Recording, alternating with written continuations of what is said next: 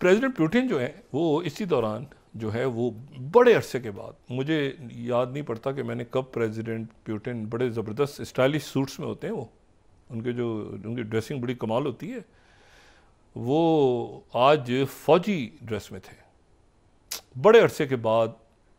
मैं एग्जैक्ट शायद कोई तारीख ना बता सकूं, कोई दिन भी ना बता सकूं, लेकिन बड़े अरसे के बाद कोई चंद ही मरतबा ऐसा हुआ है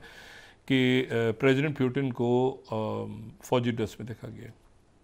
और वो फ़ौजी ड्रेस में थे, और वो कर्स का इलाका जो है, जो बिल्कुल वो इलाका जहाँ पे यूक्रेन के वो लोग एंटर हुए थे, जिसको हम बार बार जिक्र कर रहे हैं मैप पे दिखा दिखा के, कि वो जो मरकज़ का इलाका है जहाँ पे चारों तरफ से घेर लिया है रशियन आर्मी ने, और वो सरेंडर भी कर रहे हैं, लोग गिरफ्तार भी हो रहे हैं, ये भी, उन मोर्चों का उन्होंने दौरा किया। और ये जो है ये बिल्कुल दरमियान में, ये बिल्कुल जो इलाका है ये आपको जो बिल्कुल राउंड की शक्ल में जो नज़र आ रहा है ना इलाका, ये इलाका बिल्कुल एग्जैक्टली, और ये इसमें ये जो सुत्ज़ा का इलाका है, सुत्ज़ा का इलाका जो कि कर्स का इलाका है, सुत्ज़ा का इलाका, यहाँ पर वो पहुँच के इन्होंने कमांडर्स के साथ मुलाकात की, और उसके बाद जो है ये वहाँ पर काफ़ी देर उन्होंने गुजारी। अच्छा, फ़ौजी ड्रेस में थे, अब ये फ़ौजी ड्रेस में थे, इनको ब्रीफिंग दी गई, और इनको ये बताया गया, जो इतलात है मॉस्को से वो ये हैं कि इनको ये बताया गया कि जी कोई अब ज़ाहिर है नंबर्स तो नहीं मुझे इल्म, लेकिन वहाँ का जो ट्रेडिशनल मीडिया भी नहीं, लेकिन वो जो होता है ना टेलीग्राम और व्हाट्सएप और फॉलो करें उनके ग्रुप्स वगैरह मुख्तलिफ, तो वही कह रहे हैं कि सैकड़ों से हज़ारों तक की तादाद में यूक्रेनियन आर्मी के लोगों ने सरेंडर कर दिया है, और यह इन्होंने गिरफ्तार कर लिया। लेकिन वो ये क्लेम कर रहे हैं रशियंस के उसमें नॉन यूक्रेनियंस भी हैं। ये बात जो मैं पहले भी कह रहा था, दोबारा इस बात को मैं दोहरा रहा हूँ कि जब जंग शुरू हुई थी, तो जंग शुरू होने के बाद से लेकर कई मुल्कों के लोग यूक्रेन लड़ने पहुँच गए थे, और उसमें नेटो के ममालिक के लोग अगर फाइटर्स निकलते हैं या एक्स मेरीन निकलते हैं या जो भी, तो ये एक बड़ी एम्बेरसिंग सूरत हो जाएगी। इनको प्रॉपर जो है ना वो पुतिन इसके ऊपर प्रॉपर एक एक्शन लेंगे कि नेटो की फ़ौज के लोग यहाँ क्या कर रहे थे बैठे हुए। अच्छा, तो ये अब ये हुआ कि वो वहाँ पर उन्होंने एक तो स्टीव वितकॉफ के बाद, साथ ही उसके बाद फिर उनके हैं यूरी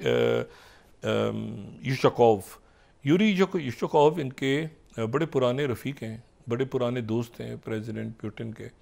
और ये उन 3 लोगों में शामिल थे जो कि ये सर्जाई लेवरोव के साथ जो कि गए थे और जिन्होंने मुलाकात की थी सऊदी अरेबिया में, जो रशिया अमेरिका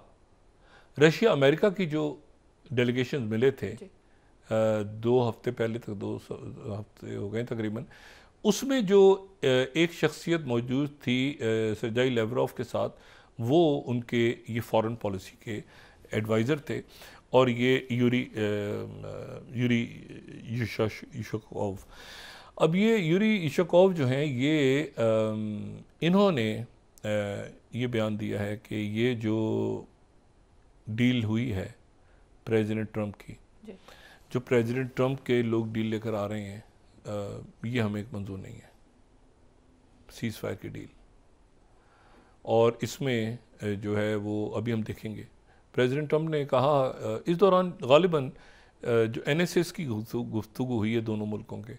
जो अमेरिका के NSA हैं उनकी और रशियन काउंटर पार्ट जो है उनकी मुलाकात हुई है, मुलाकात से पूरा टेलीफोन पे बात हुई है, माजरत। लेकिन यह है कि जो इंडिकेशंस आ रहे हैं वो ये कि इसको आसानी के साथ वो नहीं मानेंगे, और शायद इसके लिए किसी और वो मिलेंगे स्टीव वितकॉफ से, उनको पूरा प्रोटोकॉल भी दिया जाएगा। ये देख रहे हैं कि क्या स्टीव वितकॉफ मिलेंगे प्रेसिडेंट पुतिन से या निचली सतह पे ही किसी शख्सियत से वो मिलेंगे, और हो सकता है सेक्रेटरी स्टेट या किसी और शख्सियत को जाना पड़े प्रेसिडेंट पुतिन से बात करने, क्योंकि स्टीव वितकॉफ नुमाइंदा ख़ुसूसी हैं बराए मशरिक़ वस्ता, उनकी कोई उनका एक तो जो सीरियसनेस है वो नहीं, तो सर्जाई लेवरोव से या तो सेक्रेटरी स्टेट आके बात करेंगे सर्जाई लेवरोव से, या उनके और लोग आएंगे, उसके बाद प्रेसिडेंट पुतिन मानेंगे। और इसको रशिया में जो उनका जो इनर सर्कल्स हैं या जो उनके पॉलिसी मेकर्स हैं वो उसको सीज़ फायर ट्रैप कह रहे हैं, सीज़ फायर ट्रैप। वही कह रहे हैं कि 30 दिन का जो सीज़ फायर है, इस दौरान इंटेलिजेंस खोल दी जाएगी। ये रशिया का नुक्ता नज़र है, रशिया का जो प्रेसिडेंट पुतिन का जो इनर सर्कल से जो खबरें आ रही हैं वो कह रहे हैं कि एक तो ये है कि इस दौरान सीज़ फायर के दौरान इंटेल उनको दी जाएगी, इमदाद दे दी जाएगी, सारी उनको वेपन्स वगैरह ये सारा कुछ हो जाएगा और ये नए तरीके से तैयार होंगे और फिर हमला करेंगे और ये हम इसमें अपनी चंद शराइत रखेंगे इस सीज़ फायर प्लान में। और शराइत क्या रखने जा रहे हैं, एक तो बात ये हो गई ना कि क्रीमिया और ये सारे इलाके वापस नहीं जाएंगे। वो गालिबन ही कहने जा रहे हैं कि इनको रिकग्नाइज़ किया जाए, यानी क्रीमिया समेत वो इलाके, वो 4 इलाके जो चले गए थे, जो दोनबास के इलाके, तो उनको जो है वो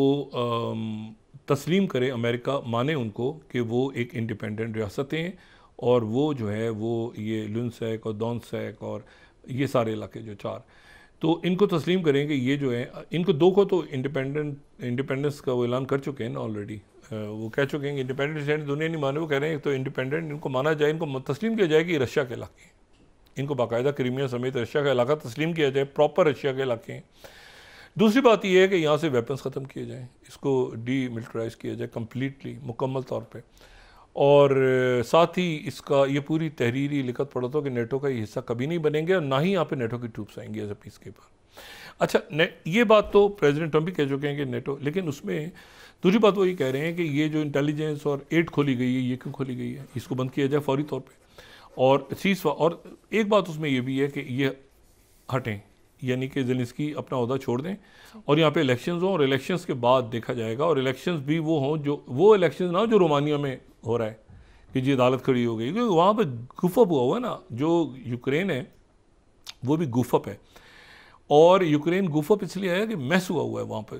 जंग हो रही है इतने सालों से और वो अजीब सूर। तो जो रोमानिया में हुआ है कि जी प्रेसिडेंट इलेक्ट हो गया, एक राउंड जीत गया, लेकिन अदालत ने कह दिया नहीं हो सकते तुम, तो उसने कहा ये इस तरह का खेल यहाँ पे ना हो।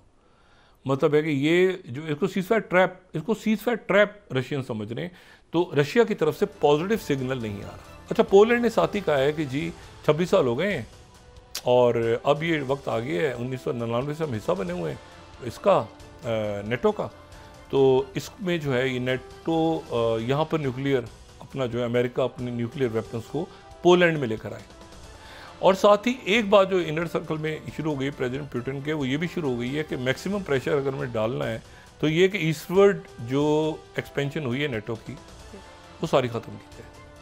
वो सारे मुल्क जो कि ईस्टवर्ड एक्सपेंशन के बाद, बर्लिन वॉल गिरने के बाद, यानी यहाँ तक वहाँ पे इस वक्त इसको ये अचानक जो हुआ है ना सारा कि अच्छा जी गुडी जंग ख़त्म हो रही है, ये हो रहा है, वो हो रहा है। प्रेसिडेंट ट्रंप ने अपनी तरफ से अच्छी बातें की है, लेकिन इसको प्रेसिडेंट पुतिन जो है वो इसको इतना इजी नहीं ले रहे कि ये क्या हुआ, अच्छा जंग ख़त्म हो रही है और वो ये भी नहीं है और ऐसे भी नहीं है और ऐसे भी नहीं है और ऐसे नहीं है। और उनको ये भी प्रेसिडेंट पुतिन के हलकों में डिस्कस हो रहा है कि ये 100 साल की डील जो है, 100 साल का मुआहदा ज़ेलेंस्की पहली बरतानिया के साथ कर चुका है। तो ये भी तो यूरोप की जो है बन रही थी, एक फ़ौज बन रही थी, ये हो रहा था, एकदम से वो पता चला सारी फ़ौज भी ख़त्म हो गई, सब ने बारी बातें भी दे दी, लड्डू पेड़े भी खा लिए, तो आखिर क्या हुआ है कि अचानक सीज़फायर भी हो गया, ऐसे भी हो गया। तो अभी ज़रा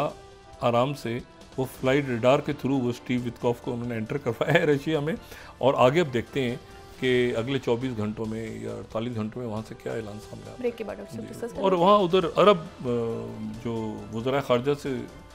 मुलाकात हुई है, वहाँ पर गज़ा के हवाले से बड़ी इंटरेस्टिंग डेवलपमेंट्स है।